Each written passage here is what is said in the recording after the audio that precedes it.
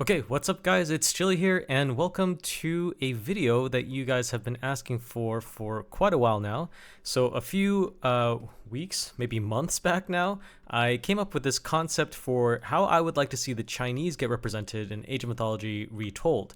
Now of course, since then we've had the Immortal Pillars DLC. It has released. I have it running in the background right now, and we are going to do a comparison between how the actual release version plays versus what I had originally envisioned, and also we'll be doing a comparison with Extended Edition, the Tales of the Dragon. I don't remember if it's plural or not.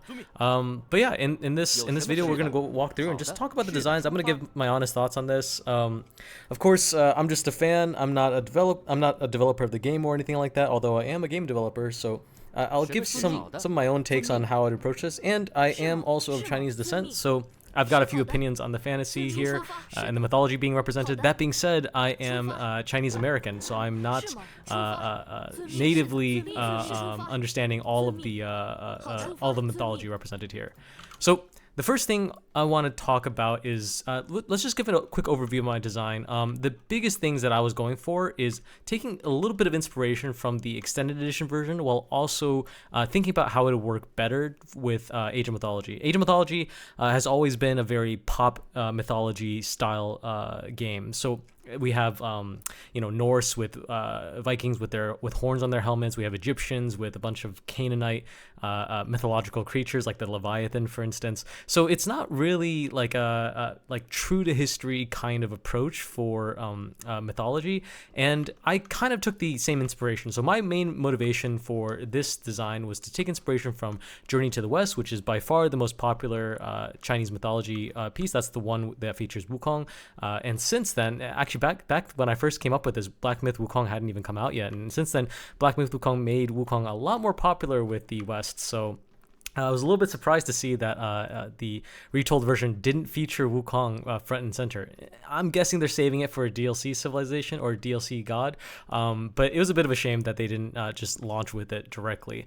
Now, there was also a few other heroes that I wanted to see featured, Naja, for instance, and a bunch of Three Kingdoms inspiration. So obviously I grew up like many other folks. My contact with Chinese history was from Dynasty Warriors, so this is very much portraying the romance of the Three Kingdoms period, another of the great literature works of I guess this is like medieval China. And so this design kind of takes inspiration from that. The whole centerpiece of this design is that each time you worship a new god, you unlock a unique hero. So associated with each of these gods over here, I have a hero listed in this yellow section here. So there's Hou over here, there's like Lu Bu, and there's like Naja all over here, Wukong's over here. So that was one of the core tenets of this particular design. And it also takes inspiration from the general character, which was in the Extended Edition. And actually, maybe I'll just like whip up a few things so I can pull out the units that I need. Okay, we'll do here.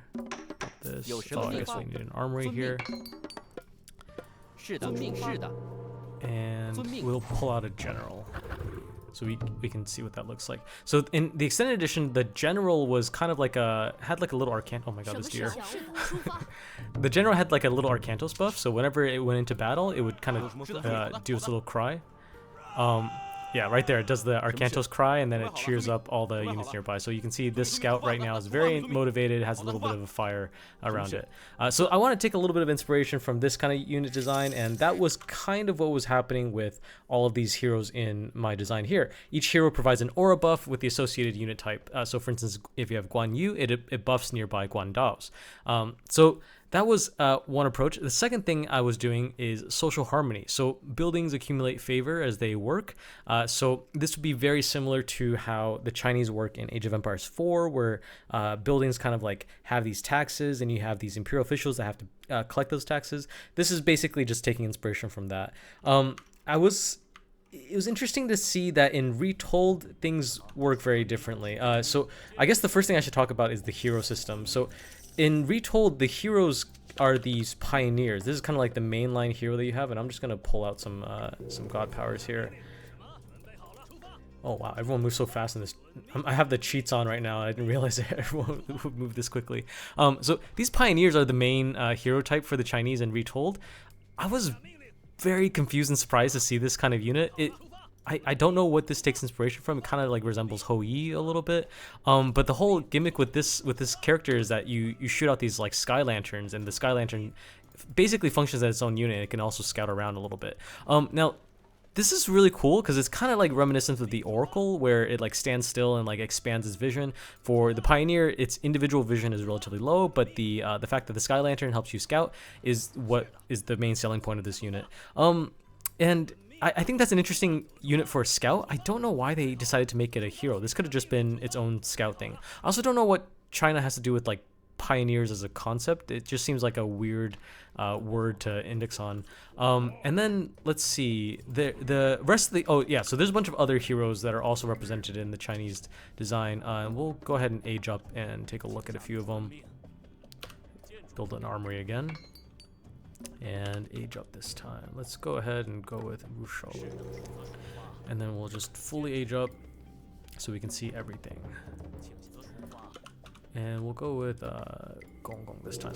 Okay, so yeah, so aside from the Pioneer, you also have the Sage. So there's two types of spammable heroes in the Retold design, whereas the for most civilizations, so like the Norse have spammable hero types, melee hero and a ranged hero, and then the Egyptians also have the priest, which is basically the only main hero unit for the Egyptians. I mean, I guess you technically have the pharaoh, but no one's really using that too often in combat.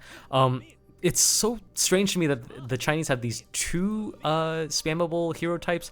The Sage, it's a really cool concept to have the Sages, but they like convert, or not convert, they like create a copy of a unit, they like stun myth units, they shoot it from a distance, whereas like the Pioneers are also a scout. It seems like a very confusing identity, if I'm being honest. Something that was really cool was that it seemed like they did decide to go with individual unique heroes that are named heroes, just like in Greek mythology. So the Greeks in Retold are the only civilization to have like the actual name of the heroes, like Hercules is represented rather than just some generic Greek hero.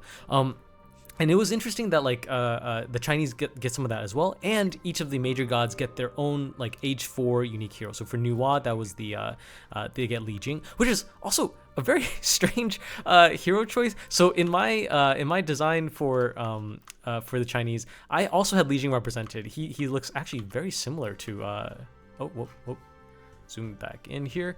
So yeah, Li Jing, he actually looks very similar to the art that I selected over here. And it's a very iconic look. So Li Jing is the father of Ne-Zha, and he's known for being the he's got like a third eye, or I guess represented by this jewel up here, and he's also got this this big pagoda, and he's famous for just like using that pagoda and trapping people into it.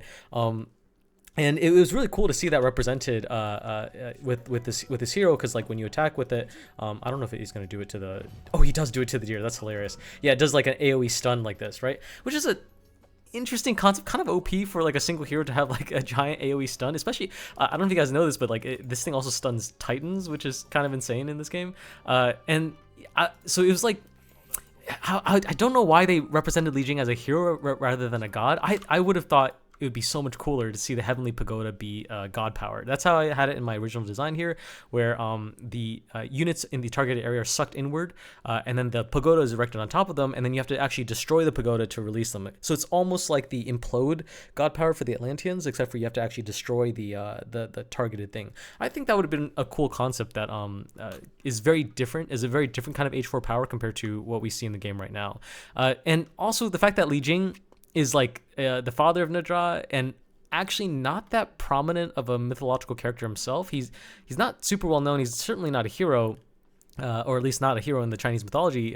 Ne-Zha is kind of like the star that is the main star that takes the spotlight, and so it was weird that they're represented separately. Like I think so. Ne-Zha is represented in Retold, and unfortunately, I didn't pick. I think only Fushi has access to Ne-Zha, so we can't see him here. But it's cool that they represented Ne-Zha. But then like the god that is also associated with Ne-Zha, or sorry, the other hero that is also associated with Ne-Zha is not Li Jing. So very strange choice. Also, why does Ne-Zha have like this like special thing where it's like he can like level up across the different ages, and then no other hero has that mechanic? It's just a unique Fushi mechanic. Seems kind of tacked on and weird. So overall, I'm not a big fan of this hero system, or I have mixed opinions. Like, it's really cool. It's almost like exactly what I want. Like, oh yeah, they also have Zhang Ziya represented, which is another famous hero from Investiture of the Gods, a very prominent character in that particular thing. I don't know I don't get his special abilities. Or he has like an aura buff or something like that. I never figured it out. And why does every god get to build Zhang Ziya? What it feels like almost is like the developers were going with the hero direction, and then like partway through like ran out of resources or something like that, or ran out of funding to like make individual hero units for each age, and then they just like, okay, everyone's gonna get Zhang Ziya, and then we have like 3 more heroes, we're just gonna assign these randomly to each of the major gods. That's kind of what it feels like, and you know, it is a lot of resources. Each of these models looks absolutely beautiful, so I imagine the amount of effort it took to create these heroes would be immense, and the special abilities look awesome too, right? But the design is just a little bit confusing. That being said, I do like it a lot more than what we saw from the extended edition. Oh my god, actually, just looking at this, oh whoops, I have no housing. What? Oh my god, what are my houses? Okay, we'll build a bunch of houses. And we'll make some monks. So I guess monks are the monks and immortals are the heroes for the Chinese in the extended edition. Wow, you can really tell the graphical fidelity is so different. It's crazy to me that like the original Age of Mythology looked closer to this than it did to the retold version, even though this is kind of how I envision it in my head for some reason. But yeah, that's really fun. So yeah, the monks, I actually didn't even know about this monk thing. I only ever remember the immortals. I think the immortals are based off of the immortals of Kunlun. It's weird that they represented the immortals as kind of like a half bow, half sword unit, and it like switches stances or something like that. I thought it was a little bit uninspired, because the immortals of Kunlun are more like, they're like Taoist sages. Like, that's kind of the vibe. They don't really fight necessarily, or if they do fight, they're like flying around. They're not like using a sword and bow. So it's an interesting call out, but a weird kind of representation. So not the biggest fan of that. Oh man, there's so many things to talk about when it comes to like the god powers. Let's talk about Let's go down the list to what's next. I think I was talking about the favor system next, right? Yeah, so the favor system in my design was this like AoE 4 style favor system. Retold basically uses this favored land, which is this yellowed highlight here, where the more you expand your empire, the more you expand your land. You can see like this building is not in the favored land, whereas this building now it is. So the more surface area you cover, as well as I think just the number of buildings that you have, all increases your favor generation. And of course, I have cheats on, so you can't actually see how much favor I'm accumulating, but it all comes passively. So there is something I don't like about that, where it's not a very interactive mechanic. Let's say like you're the opponent of the Chinese and you want to stop them from building more myth units or something like that. There's not really much you can do. If you were fighting against the Greeks, for instance, you would raid their temple, and if they have vills, like the Greeks basically have vills praying at their temple, so you just raid those vills, and that's how you stop the Greek favor generation. If you're raiding the Egyptians, you similarly would kill their monuments. They have buildings that were dedicated monuments to generate favor. And then for the Atlanteans, you hunt down their oracles, which are usually placed somewhere in the corners of the maps. And ignore these UFOs; these are also coming from the cheats I have active here. I promise you that's not normally in the game. And I guess it's like for the Norse and for the Chinese, like the fact that there's not much you can do to stop them from generating favor doesn't really feel that strategically interesting. You basically just have to like kill Chinese buildings. So that's a little bit weak. At the same time, on the Chinese side, if you want to generate more favor, you're kind of incentivized to just expand out your base. But aside from that, there's not much you can do. Like, yeah, you want to like build wide as the Chinese, which is actually a cool concept. Like the fact that like the Chinese are very focused on kind of having a very expansive empire, like empire, rather than building like tight and tall. That's pretty cool. But aside from that, like, I'm not really thinking about the favor generation at all. It just kind of comes passively. So I personally think it would have been nicer to do something that's a little bit more engaging and interactive. I don't know if my social harmony idea is like necessarily the best direction to take. I actually was thinking about something similar to what they ended up implementing, where it was like the buildings covering the land like generated favor. But I felt like there were a few weak points, basically similar to what I discussed before. This, I'm sure, also has weak points. I'm sure the designers also considered something like this. At the least, this would look too similar to what AoE 4 already has. And for sure, the way they approached it is definitely better than what was in the extended edition, where the extended... I think in this video, we're going to be kind of shitting on a lot of the design decisions for extended edition throughout. But yeah, in the extended edition, you build these gardens, which just generate resources passively. So it's... they just passively generate. And I think you have some kind of limit here. I don't know if there's like a limit to like only 8 or something like that. But it's not... It's like super uninteresting. You're just... It's like the banks in AoE 3. You just kind of sit there and generates it. It's even less interactive than the version we saw in Retold. Moving on, the economy. I called them commoners. They called them I think villagers, or sorry, peasants in Retold, and in extended edition, did they even give them? Oh, they just called them peasants. Okay. Yeah, peasant is fine. I like the idea of using peasant for like a different civilization further down the line. Let's say like the Japanese get built or something. This is like an early draft for the Japanese civilization I'm still working on. If they decide to do something like the Japanese, peasant might work there. Commoner just felt like it would fit the Chinese aesthetic, because like I think the literal word for Chinese, or like Mandarin Chinese in Chinese, is called 普通话, which is like the common tongue. So it would have been cool to kind of have this like commoner identity. Not a big deal. I had the idea of an imperial official, which is like a secondary econ unit, very similar to the prelates from AoE 4, or I guess they would function similar to the imperial officials that you see in AoE 4. They just kind of buff the economic units around it.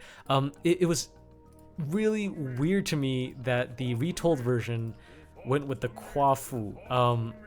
So Kwafu in the mythology is like, I think he's like a giant that chased the sun or something like that. And then almost like a little bit like an Icarus story, but instead of like don't be filled with too much hubris, it's more just like be motivated the way Kwafu, be motivated to like climb the mountain, or like to achieve greatness. Like look at Kwafu, he like reached out to the sun. I guess technically there's like a tribe that he's from, but that's, I don't know, like does someone else know, like in Chinese mythology, is this really well known? Like from my perspective, like this is not a very well known character, not a very prominent character, and certainly like the village, like a whole village of giant Kwafus, is not a very common concept. I think the devs probably went with something like they were playing around with like a secondary economic unit, and they weren't sure like what would be good. They liked the idea of like a builder unit to fit with like China's expansionist kind of building mindset, which is a cool identity, like having like an architect or something like that. And they were looking for like what could that unit be, and like a giant villager that does stuff, as opposed to like the Norse having like a dwarf villager, would have been a good contrast. So I think the identity is there, gameplay wise. It just is a weird piece of mythology to focus on the Kwafu. I don't know if there are like better giant characters to be represented for this design, though. I'm trying to think if there's any like giant villagers or giant civilization that is in Chinese mythology, and I'm just not knowledgeable enough to comment on that. I'm thinking about like the four heavenly kings. Those guys are giants, so maybe something like that. But I don't know. It kind of reminds me of like, if there was ever like a Canaanite civilization in ancient mythology, which there probably never will be, but if there was a Canaanite civilization, you would have like a Nephilim, like the giants, basically like as a secondary villager. That would be kind of cool to see.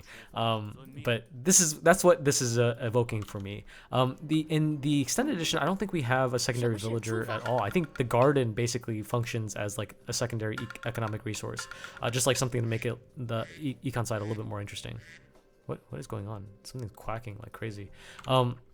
Moving on from that, I had a supply office as the unique drop-off point, accepts all resources. I think that's the same thing that we see in the extended edition. I think the extended edition called it the storage pit, universal resource drop-off, and then in Retold they also call it Oh, they call it a silo. Okay, that's an interesting name. But yeah, again, a universal resource drop-off. It makes sense. I mean, like every single civilization has their own kind of resource drop-off thing. It makes sense that China would have like the universal one. I think there's a lot of interesting territory still left to explore. It's one of the reasons why with the Mayans, I had individual resource drop-offs for food, wood, gold, but for the Mayans, you stack the building, so that way it still makes the resource drop-off a little bit more interesting. It might also be interesting further down the line to see something like a resource drop-off that's like uniquely for hunts, or uniquely for farms, or uniquely for a certain type of tree or something like that. That might be something worth playing around with further down the line. And then the Yak Caravan. Oh yeah, this was another weird thing. So in the extended edition, they had the Yak Caravan, right? That was their if I build this market thing. I don't know my hotkeys for extended edition. Yeah, so for the extended edition, they had the Yak Caravan, which I thought kind of made sense. Like every single civilization has their own unique animal, and the yak, like why not? This is a pretty good animal for the Chinese civilization. But for the Chinese and Retold, they went with what was it called? Like the mechanical ox, which is, it's an interesting call out because this is the mechanical ox is basically a, oh, what just happened? Oh, they built a Titan. Oh my god, the AI is going crazy. I need to go kill that Titan. I'll just have these aliens do it real quick. We're about to hear a bunch of alert pings. Yeah, so the mechanical ox is something that Zhuge Liang built during one of his campaigns. I think it's the same campaign that Wuzhang Plains was fought on, but it's like Western campaign into the Wei territory, and he built these mechanical oxes to basically help the supplies move north.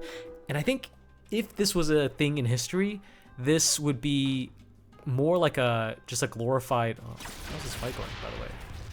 Oh, dang, this thing actually doesn't die that quickly. Hopefully, I don't kill the entire society. But yeah, the mechanical ox, if it was a real thing in history, is probably more like a wagon of some sort.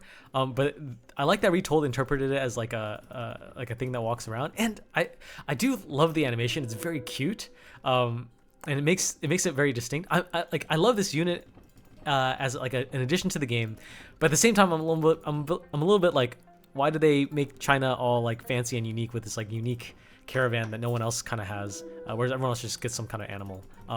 Just seems like a weird precedent to set. That being said, pretty cute. I'm glad they included it. It would have been nicer if this was like a unique unit of some sort. Like they added the Pishu as another secondary trader for when you worship Rushou, and so I was a little bit confused why there's like a difference between the two of them. But I mean, I don't know. It would have been nicer if this was just like a yak caravan, and then this was like the mechanical ox, just to like have that mythological call out.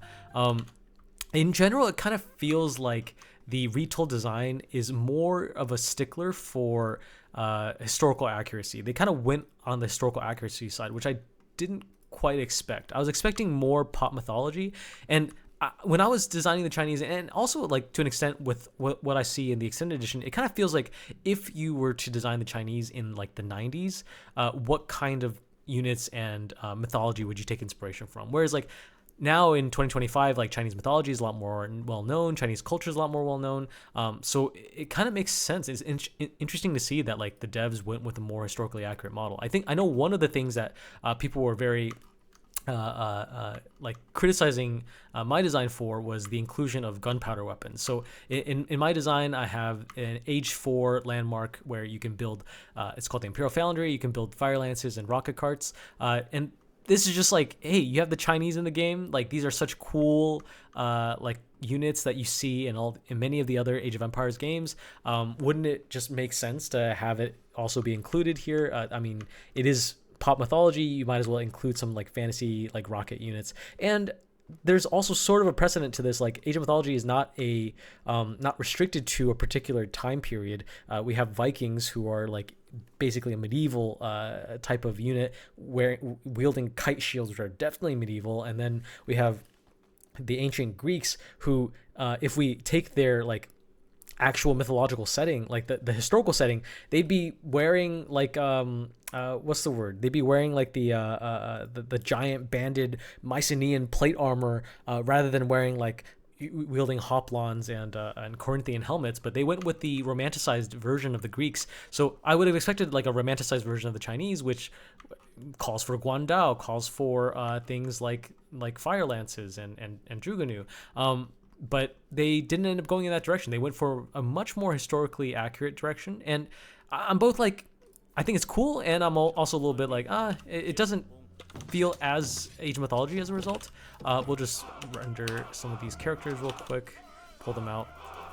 Yeah, so for them, they went with I think in the first age, or rather in the second age, you get these 4 units right here. So the Chinese are extremely infantry heavy in the I forgot what it was called, the second age.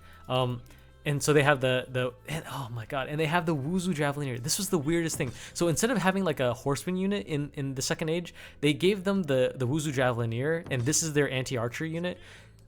I really don't understand why they did this. I think I commented this earlier that like it's weird for the Chinese to have like a javelin centric unit, because javelins are not really something that China's known for, or ancient Chinese military is that known for. It's not like the Chinese didn't use javelins, like they certainly did, and there's some archaeological evidence that actually came out recently that indicates that. But like it's just not something that's very well known. Like everything else here is fine. Like the Ge Halberdier, I would have preferred the G because it's a little bit more interesting, but Ge is fine, and then the Dao Swordsman is fine. The Fire Archer is the other unit that's also like really weird. Like every archer in the game already can shoot fire arrows when you get the blacksmith tech in the last age. So it's weird that there's like a dedicated unit just for fire arrows, and then also like they what is their identity, and like why do they need this, and doesn't it kind of like take away some design space from like the Toxites, which are the other like de facto archer unit? Arquesis is kind of like the longbow unit.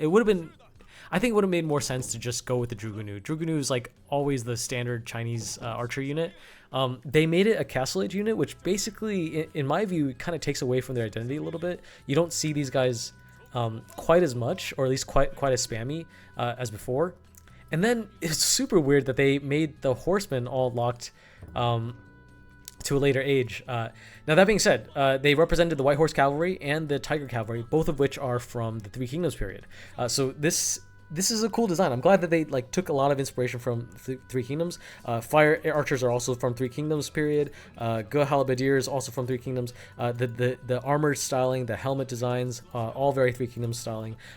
Very cool. So like they went with a very historically accurate like Han Dynasty time period aesthetic. So this is like roughly like I would say like 0 to 200 CE.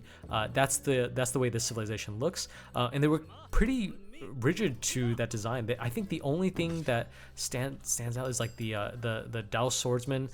They have some armor that kind of is reminiscent of later periods, like Song or Tang Dynasty era armor, especially when you get to the last age. This looks straight up like Ming Dynasty armor. Or almost like Ming Dynasty. This is like Song Dynasty armor for the most part. And then with the with the cavalry styling, the armor looks amazing. The Tiger Cavalry, they made it look so cool. I don't think historically Tiger Cavalry necessarily look like this, but like they got these Chinese cataphracts, and when they hop off, they use their guandaos. Very, very badass. There is according to history, it's unlikely that people might even have wielded guandaos, certainly not on horseback. So this might be a little bit controversial, but I'm glad that they went with this representation anyways. I certainly like the way it looks. But something I don't like is that for both of these units, they gave them special abilities, and I don't know why. This is, again, it's like the oxen. It's like the Chinese just get like a bunch of extra shit for no reason in their design. So the Tiger Cavalry, when they get killed, they turn into infantry, and then when the when the White Horse Cavalry, when you use his Q ability, they switch to their bows, and I don't even know if I can represent that. Can I kill a chicken? No, I can't even kill a chicken. Maybe I can shoot a deer. Nope. Okay, whatever. So yeah, it's weird that they just get like these unique cavalry with like special abilities, because nothing else in the game has that. No other regular human soldier has that kind of thing, and I would have preferred if they stayed a little bit more consistent with the design, because it just feels like they gave too many fancy things over here. But it is certainly better than what we see for the for the extended edition. So the extended edition did include fire lancers, and it's one of the reasons why I represented fire lancers in my design.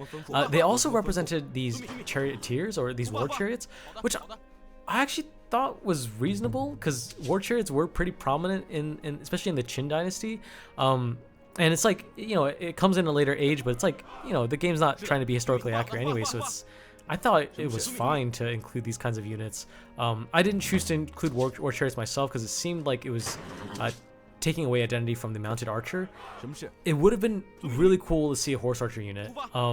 And my reason for that is, like, I gave the Chinese 3 units in the Second Age. The G conscript, which is very similar to what they have in the game right now. The Jugunu, which should be their main archer unit in my opinion.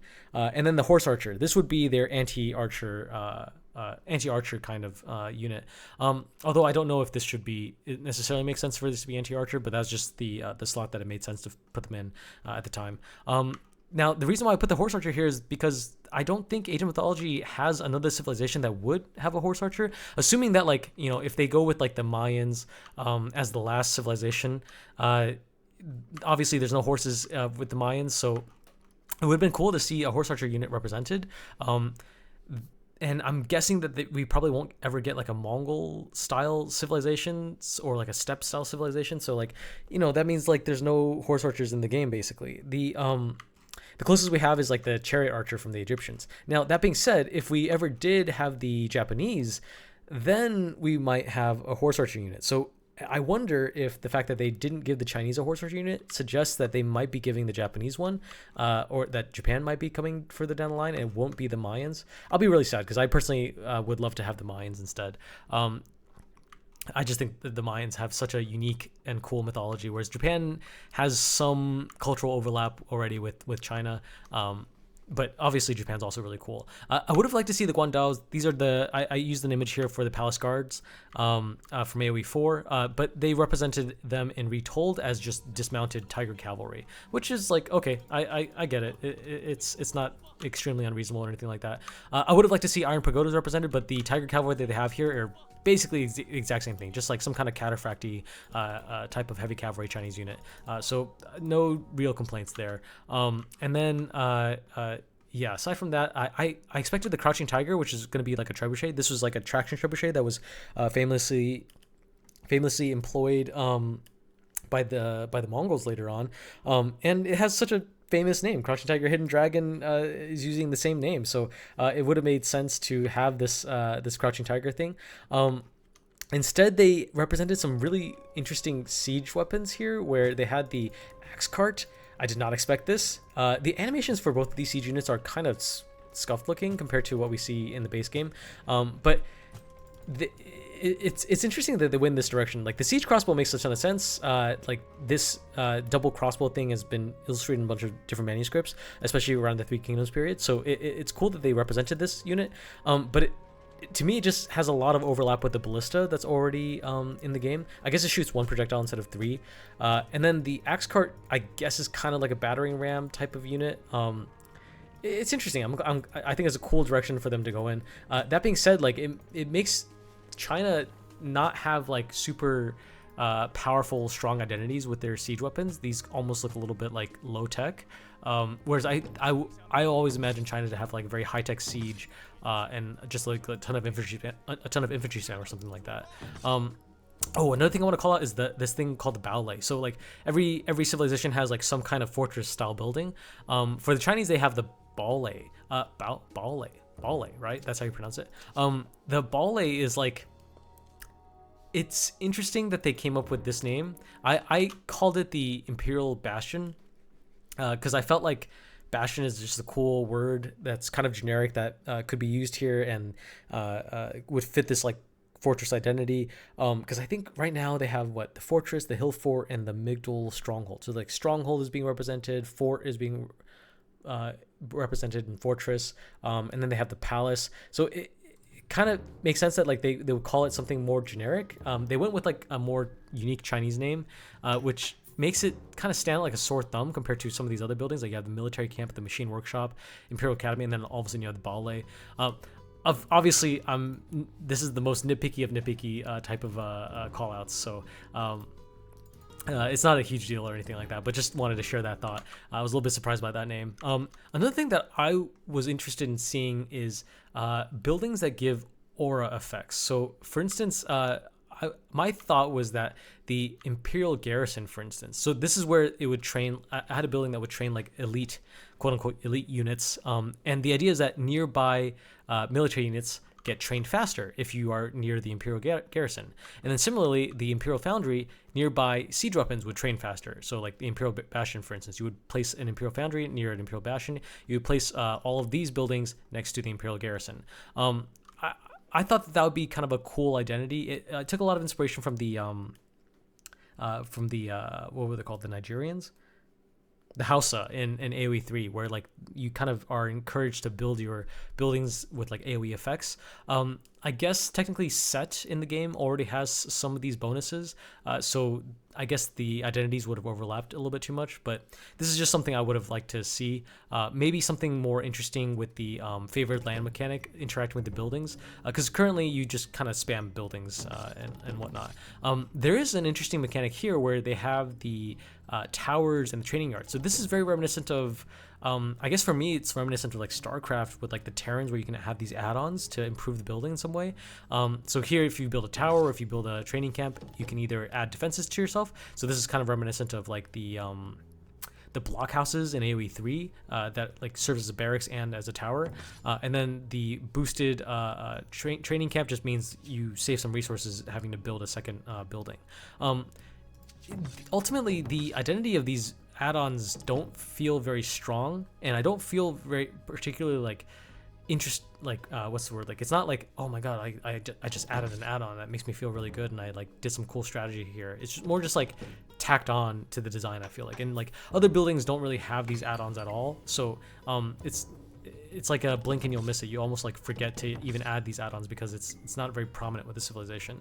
So that's another small criticism I have. It would have been nicer if they had these add-on things maybe just like be the centerpiece of the civilization, or be the centerpiece of a different civilization if they think that would fit better.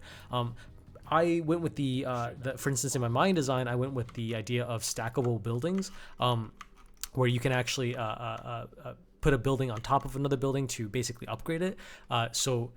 This is very much inspired by like the archaeology of the temples that we see, where they actually did stack new temples on top of the previous temples to just like kind of build it up. So it would have been cool to see like an entire civilization built around this kind of add-on mechanic. And I hope that if they do decide to implement the Mayans, they take inspiration from that stacking ability and they don't care about this add-on thing potentially overlapping too much with that design space. And then what else do I want to comment on? I also like the idea of like the fact that they were building a lot of different buildings. I went with these 3 different buildings, one for each unit type, just because I want to encourage the Chinese player to build a bunch of buildings, because I felt like that would fit strongly with the identity of the Chinese. They went with the favored land mechanic, which kind of encourages something similar, I'm glad they went with something like that. The warrior monk was another thing I added to the temple just as a secondary kind of hero unit, or like a secondary counter myth unit. I didn't feel super strongly about this design, but it would have been nice to see some kind of shout out to like the Shaolin and the various warrior monk orders that were so prominent in like Chinese. You watch any Chinese drama, there's a lot of monks and like monks that will also do combat and stuff like that. It was interesting that they didn't represent the monks at all. Like even in the extended edition, they had the monk unit, but in the retold version, they didn't have any kind of monk representation, which means, if they have a DLC version of the civilization, a DLC god, maybe they can add like a monk focus or something like that. Actually, come to think of it, it would fit really well, because they would probably do like Wukong as like the main hero for that civilization, and then if you have like monks being like his main thing, like that would actually fit pretty well. Okay, cool. I just kind of hyped myself for a potential DLC god. That would be a really strong identity. Looking into other things here. Oh, for the ships, I think the ships are almost the exact same. Like, I think they also picked the Lotron, which just means tower ship that they use to siege. Mengchong, I think is actually the arrow ship that they have, and they have a third ship that's not. They avoided the word junk, which is kind of cool because like junk is technically not a Chinese word. It's like a Portuguese bastardized translation of like some kind of Southeast Asian word or something like that. And then it just kind of made it into the popular vernacular for Chinese ships. Obviously, it doesn't like have a very positive image to call all the Chinese ships junks. But it is cool that they kind of went with a more historically accurate name. I don't remember the name off the top of the dome though. But yeah, so no complaints on the Navy side. And then I didn't have a strong identity here with this Kun thing. I don't remember what they have like a dragonfish thing, and they have like a turtle snake thing. I think those Shenwu is the turtle snake, and then I think those are strong choices for water myth units. In fact, it's interesting that they went with the four what's it called? I forgot the name. It's like basically the four cardinal directions in Chinese mythology are associated with like 4 different colors as well as 4 different animals. So it's the dragon, the blue dragon, the azure dragon, which was in the extended edition. And I wonder if we can pull out an azure dragon in this version. Oh, I don't have the dragon. Oh crap. Well, we have the white tiger, the azure dragon, the black tortoise snake thing, and then the last one was the phoenix, the Zhu Chue. And we see all of those represented. The Zhu Chue is the phoenix, the Qianlong, which is this thing, or Qinglong is the azure dragon, and then the Baihu is the I think we can represent that really quick. Yeah, the Baihu is the white tiger. So the exact same myth units. They went with the same thing in the extended edition. I personally felt like going with these animals was a little bit uninspired. It's cool that they, in the retold version, they had a much more interesting version of the Baihu rather than it literally just looking like a tiger. In the retold version, they gave these like mustaches, and obviously all the models are just like beautiful. But I don't know. I feel like they went with too many animal style models. Like there's so many 4-legged creatures in this civ design. Like we have the Fae. Actually, I have no idea what the Fae are. I've never heard of this creature before. Qilin is obviously very famous, and then we have the we even have that like merchant thing. What was it called? The Pishu. Like we have all of these things represented. They look how similar they look. The Qilin and the Pishu look so similar. And like, yeah, realistically speaking, in the mythology they do look kind of similar. But I think they shouldn't have leaned into so many of these like animal type of myth units. They should have gone with. I would have preferred that they go with like a more variety. So in my design for the myth units for the Chinese, I went with like for instance the Gate Guardian. Oh man, this would have been so cool. Like a demonic kind of ogre. Take inspiration from the Menshen that you see in like temples. You go into any Chinese temple, you'll see like a giant like angry god looking thing. This would have been a strong identity. It would have stood out. It would look almost like a Hecatoncheires, the Atlantean myth unit. And this would have been very different from anything else that you see for the Chinese civilization. Another one that would have stood out is like the Jiangshi. So the Jiangshi was a myth unit that was represented in extended edition, and I don't have it right here, but it's like a Qing Dynasty era hopping zombie. Very prominent in like 90s and 80s era Chinese like Hong Kong TV shows and stuff like that. So it was like part of the Western mythology or perception of Chinese mythology. Obviously not actually a strong like what's the word like strong identity for any kind of ancient Chinese mythology.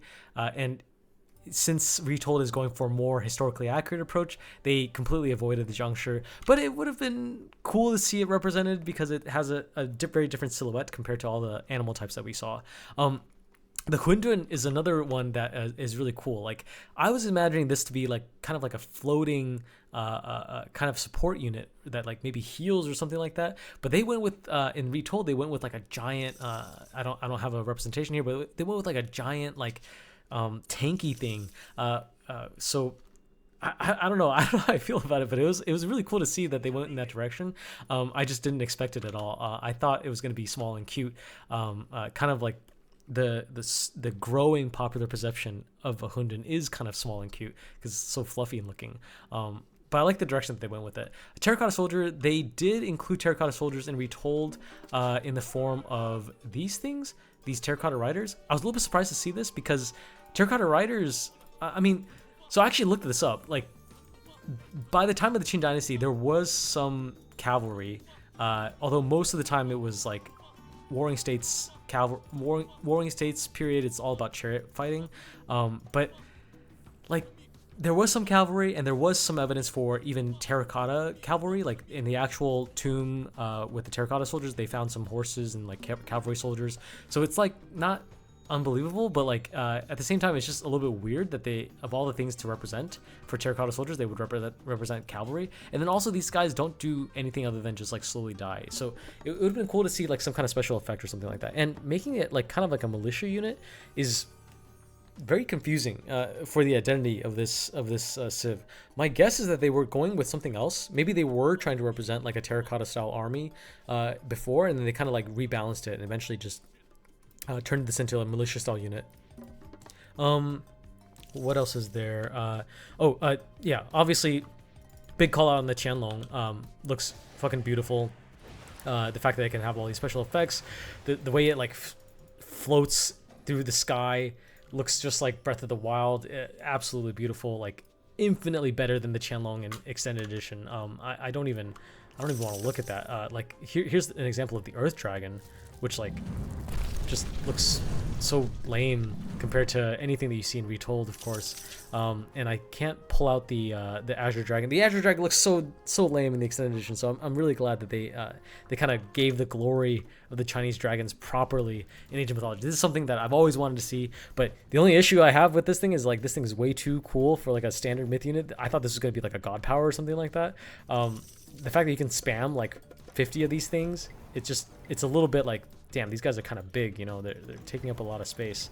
This feels a little bit awkward and weird, but overall really cool. Wow, look at that synchronized death animation. In my design, I was hoping to see something like the Qianlong in the form of Shenlong. So I called it Shenlong. It was shoot beams of lightning. They went with the Azure Dragon shooting the water. Very, very similar identity. I'm just glad they added something like that. They did add, was it called the Yazi? I think that's the god that they did add that actually does shoot lightning. It just has like wings as well, which is weird to see on a Chinese dragon. I don't know. I'm sure that was like they found some source for the bat wings on Chinese dragon, but it just feels weird that there's like two Chinese dragons. One, the Qianlong, that's like all blue and like slithering like a normal dragon. The other one has like the wings. Interesting identity. Nine-tailed fox was another myth unit I would have liked to see. Very powerful spirit in Chinese mythology. In Investiture of the Gods, which is one of the mythologies that the devs said that the retold version was taking a lot of inspiration from. In Investiture of the Gods, the whole story is around what's her name? Da Yi, right? Da Yi. Was her name Da Yi? Basically, she's the nine-tailed fox, and she's like corrupting the emperor or whatever. So it would have been cool to see some kind of unit like this. Again, the fact that they didn't add a nine-tailed fox, which should have been a shoo-in, means that there's probably some purpose behind that choice. And my guess then is that they would save the identity of a nine-tailed fox for a kitsune type of myth unit for the Japanese. Again, this is just a draft. Ignore the hoi here. I'm just like playing around with like what myth units and what gods might be represented for the Japanese. And then let's see. Oh, Aokwang. They didn't have Aokwang in Retold. I was shocked to see that. They have Gonggong, and I don't know who. I actually don't know who Gonggong is. Aokwang was in the extended edition. Aokwang is so famous and popular. It was so weird that they didn't represent Aokwang in this version. I'm guessing Aokwang will definitely make an appearance for a Wukong flavored DLC civilization though, or DLC god. So maybe they're saving it for that. Another thing to call out was the Taotia. The representation that they have for Taotia in Retold is a little bit disappointing because they went with another four-legged creature, and I think they should have just gave it a more of an ape-like appearance or something like that, just because there's so many four-legged creatures for the civilization already that all look kind of way too samey.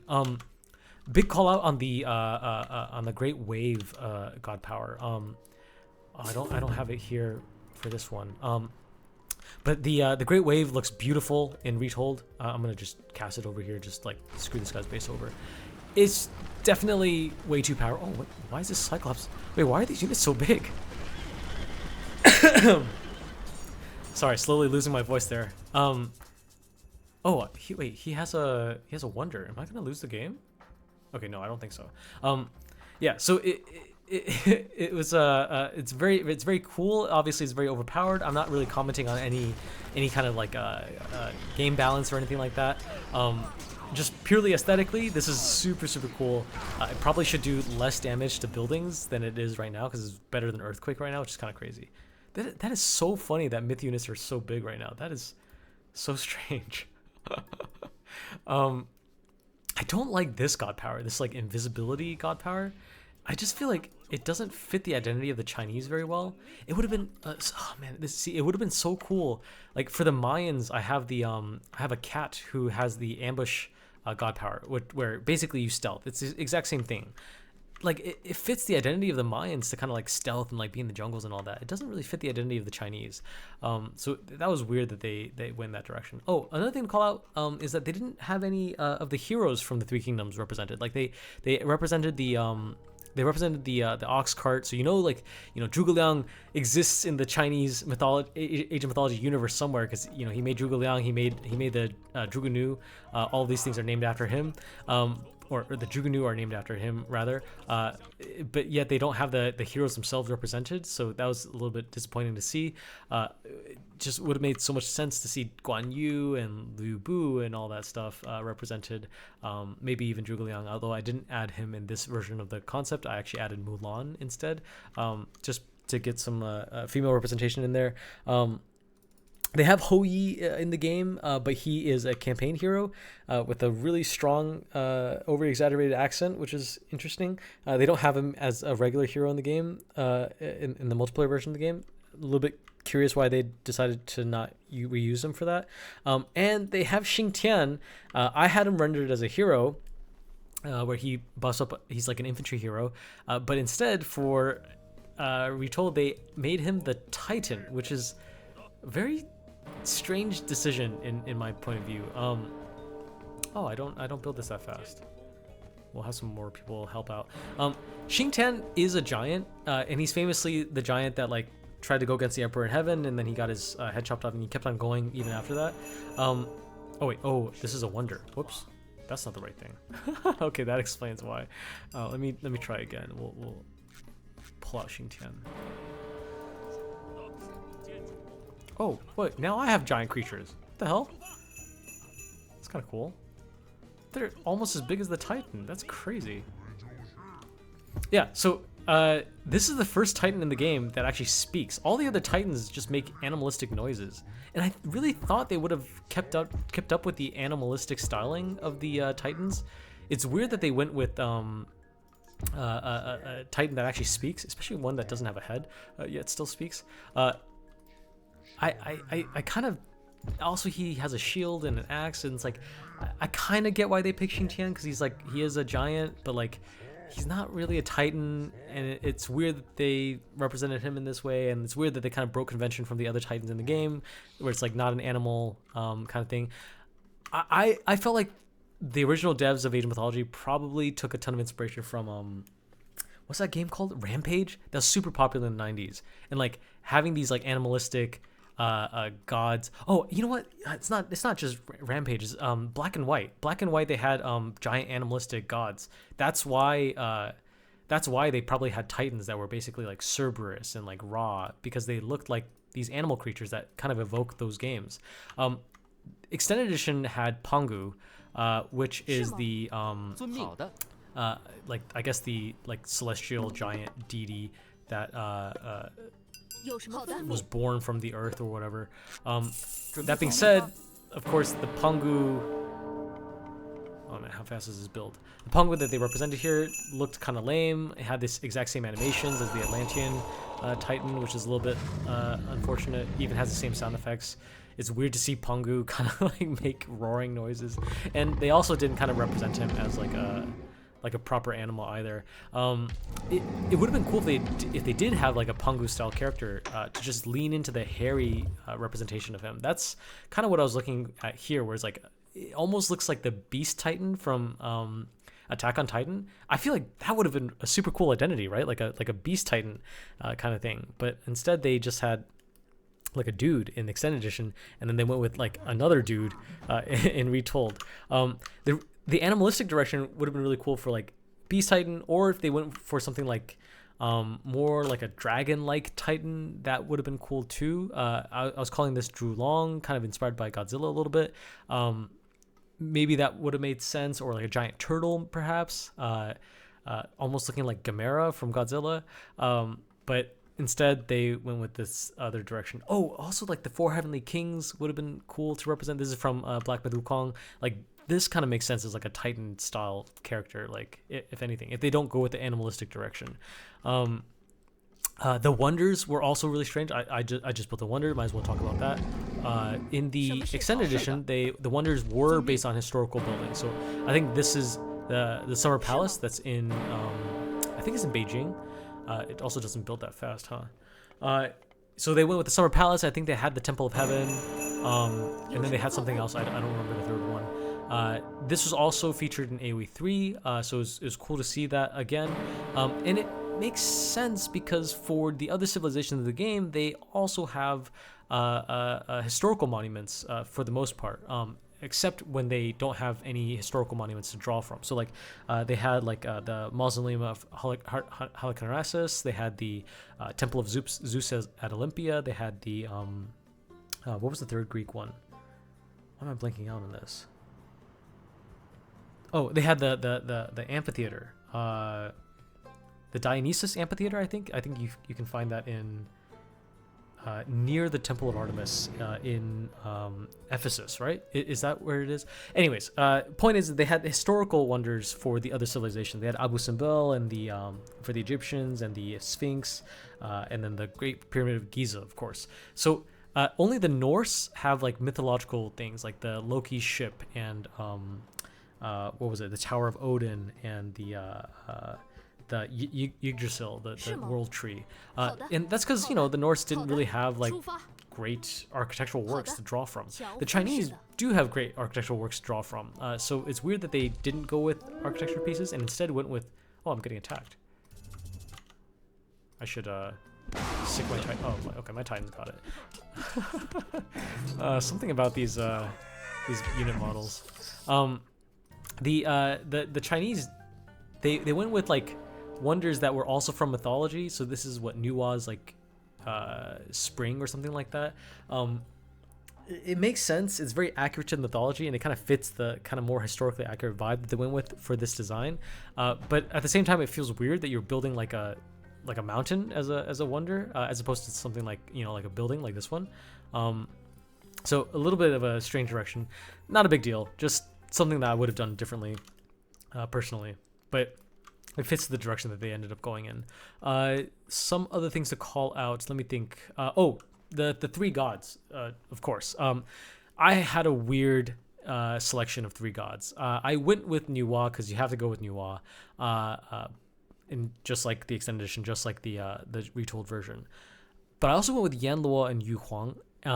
And the reason for this is I leaned into the Journey to the West direction. Yu Huang is Jade Emperor, prominently featured in that story, and Yanluo is the Judge of the Underworld, kind of like a Hades figure.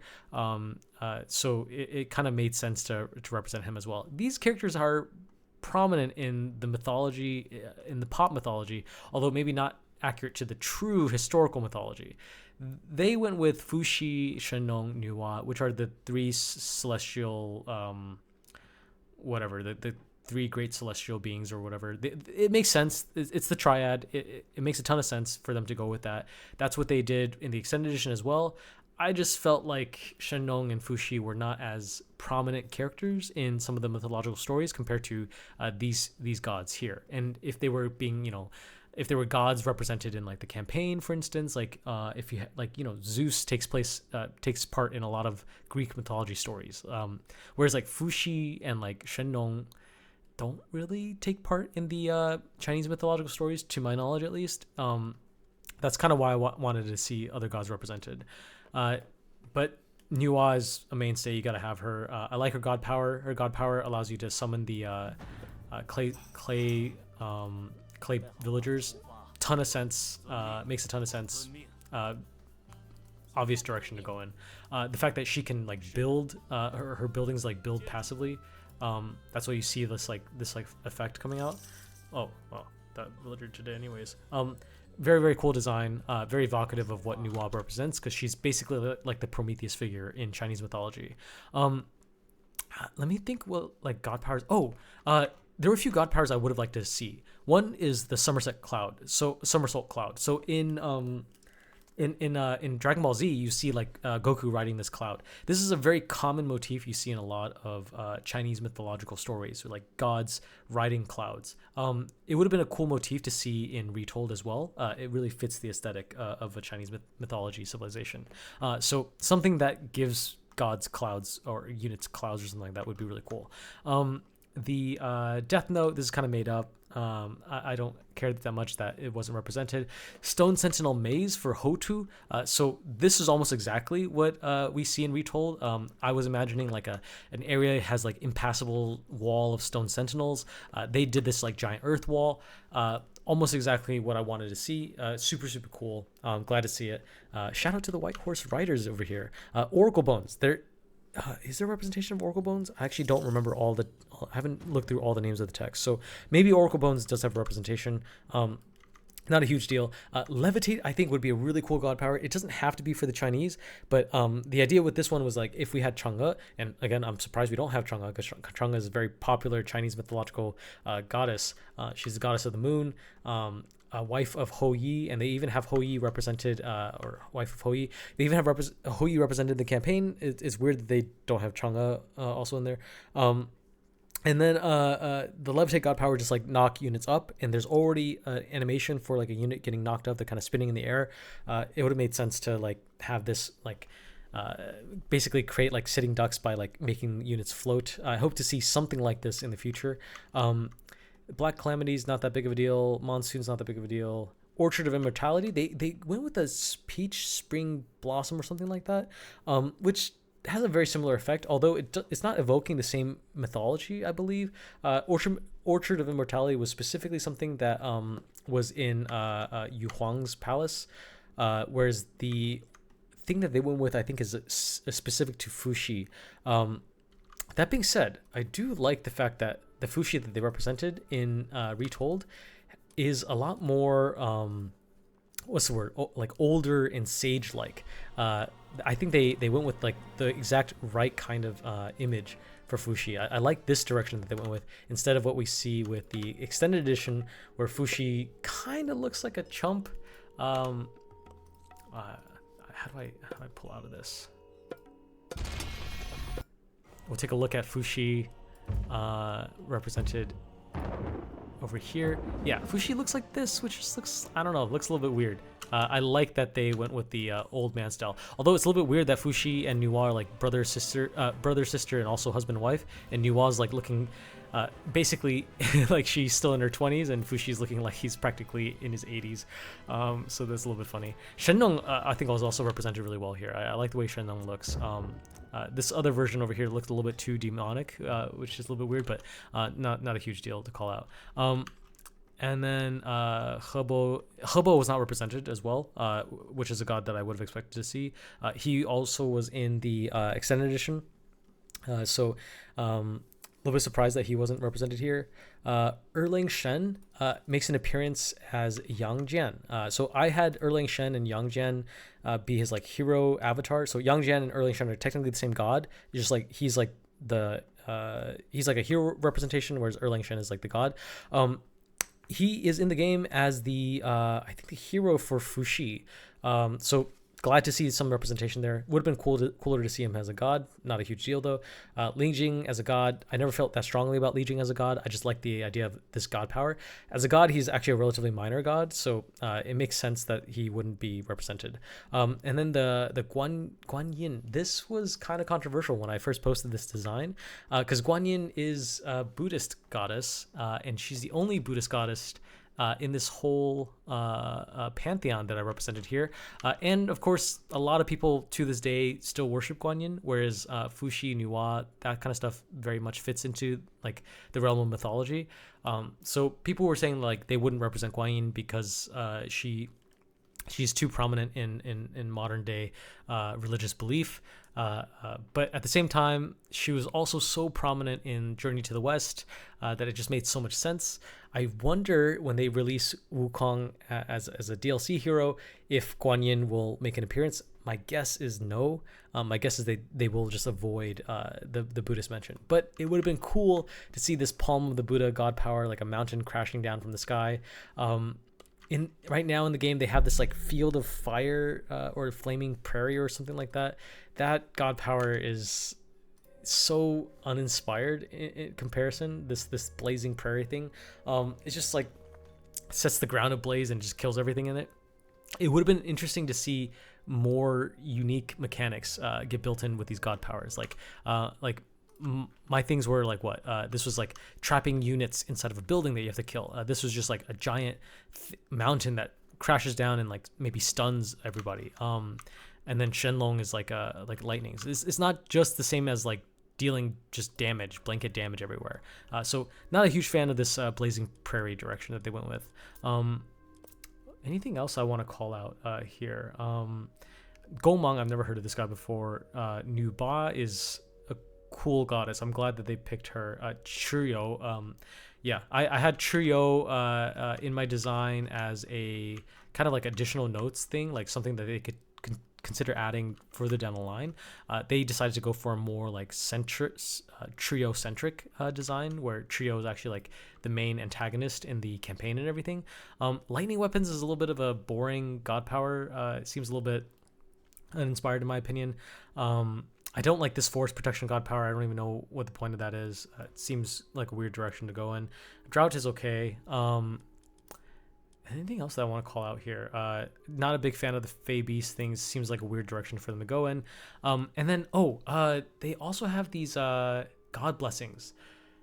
So every single god kind of like has their own blessing mechanic. Some of them interact with the favored land. Like I think Nuwa's thing, the more favored land you have, the more this like Creator's Auspice blessing like levels up, and you get like cheaper discounts on your villagers or something like that. I think that's it's cool. I like Nuwa's one because it you can actually like control it. Shenlong feels really tacked on. You just get a myth unit. It feels very uninteractive. And then Fuxi, you switch between yin and yang, but you almost like never really think about which one you're in. And it just feels kind of annoying. It's not an impactful enough buff to like be central to your strategy, and yet at the same time it's just kind of in the way. Like you don't feel good when you're attacking, and you maybe are in the yin phase, and you should be like focusing on econ or something like that. I don't know. It's like something that you basically just end up not thinking about. I think they should have gone in a slightly different direction. In my design for the Mayans, I gave Itzamna a kind of like calendar focus, and I'll talk about this more when I go over my Mayan concept in detail. So this is all kind of a preview, but I think they could have done something more interesting with like a cycle mechanic. I like that they tried it. I don't think it was a success in this particular version. Cool. I think I'm losing my voice. I'm running out of things to say at this point. I think that's basically everything I wanted to talk about. They have great walls. The great walls don't look that different from the Greek walls, which is a little bit disappointing, but not a huge deal. Okay, final thoughts. Obviously, overall, the retold version of the Chinese are a billion times better than what we saw in the extended edition. Extremely happy to see these Chinese gods, Chinese myth units, Chinese soldiers represented in a way that like feels like Age of Mythology. Some things I would have done differently, but that's because Age of Mythology was built in the 90s and it kind of has that 90s pop mythology vibe. They went with something more historically accurate, which is really cool, but now it makes me kind of thirst for a more historically accurate version of the Greeks, for instance, where we actually see like boar tusk helmets and like figure 8 style shields and all that, like a more historically accurate version of the Norse or something like that. Like that would have been super cool to see. Well, how do I say this? I don't know if we'll ever see that until they make like an Age of Mythology 3, but like hopefully, we can all learn a little bit more about the historically accurate version of the mythologies, and then maybe there'll be enough of demand for seeing that kind of representation. Okay. And lastly, I just want to shout out to the campaign as well. Like the campaign was I got a chance to finish it completely. It was a little bit too easy on normal. Went into hard mode. It was an interesting direction for them to go in. Overall, I think it's pretty decent, although not like as memorable as the original Age of Mythology campaign. Of course, it's hard to beat one of the best campaigns ever made. This campaign, however, was infinitely better than the extended edition campaign because holy shit, I think the extended edition campaign basically didn't even work, or at least that was my impression of it. So yeah, this thing was terrible. I couldn't even play through this. I think I had to cheat to get through this because like I just wanted to see the cutscenes, but it was like basically unplayable and super buggy. So I'm really glad that they did something much better with this campaign. That being said, the story is a little bit weird and the characters aren't as memorable, but super cool to see. All right, well, that's all for me, folks. Thanks for listening through this entire video. If you got to the end, stay tuned for a deep dive into the Mayan civilization concept I did for Age of Mythology Retold. And that's it. Stay frosty, stay chilly, guys.